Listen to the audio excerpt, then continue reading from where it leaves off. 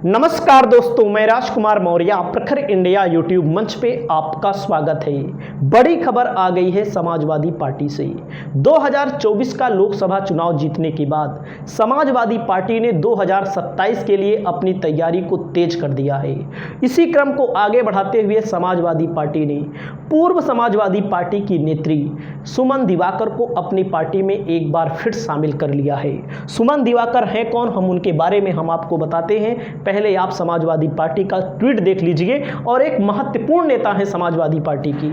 Samajwadi party के राष्ट्रीय अध्यक्ष एवं पूर्व मुख्यमंत्री श्री अखिलेश यादव के नेतृत्व एवं समाजवादी पार्टी की नीतियों पर आस्था जताते हुए आज प्रदेश अध्यक्ष श्री श्याम लाल पाल के समक्ष बांदा जनपद की नरैनी विधानसभा क्षेत्र की श्रीमती सुमन दिवाकर ने अपने साथियों के साथ समाजवादी पार्टी की सदस्यता ग्रहण की। सुमन दिवाकर कौन है, मैं आपको आगे फोटो भी दिखा रहा हूं, मैं आपको उनकी राजनीतिक गुणागणित भी आपको बता रहा हूं। समाजवादी पार्टी में शामिल होने वाले सर्वश्री शिवदर्शन दिवाकर, अशोक दिवाकर, श्रीमती रमाबाई दिवाकर और अनिल दिवाकर प्रमुख हैं। प्रदेश अध्यक्ष श्री श्याम लाल पाल ने उम्मीद जताई है इनके आने से पार्टी को मजबूती मिलेगी। तो आप देख सकते हैं, ये है श्रीमती सुमन दिवाकर। अब आप समझिएगा इनकी राजनीति क्या रही है। इनकी फोटो मैं आपको पहले दिखा देता हूं। इनको 2017 में टिकट मांग रही थी नरैनी विधानसभा सीट से, बांदा जिले में पड़ती है, और मुलायम सिंह यादव इनके पक्ष में थे कि इनको टिकट दिया जाए, लेकिन अखिलेश यादव ने 2017 में इनको टिकट नहीं दिया। तो इन्होंने निर्दलीय चुनाव लड़ने का फैसला किया और इन्होंने ये भी बताया कि नेताजी की फोटो हमारे साथ रहेगी। और फिर क्या हुआ, 2019 का लोकसभा चुनाव आता है।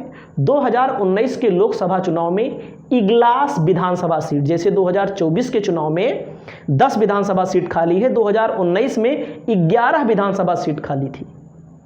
तो आप समझिएगा, इगलास विधानसभा सीट से आरएलडी और समाजवादी पार्टी के संयुक्त प्रत्याशी के तौर पर इनको टिकट दिया गया और उस इलाके में इनकी बहुत अच्छी पैठ भी मानी जाती है।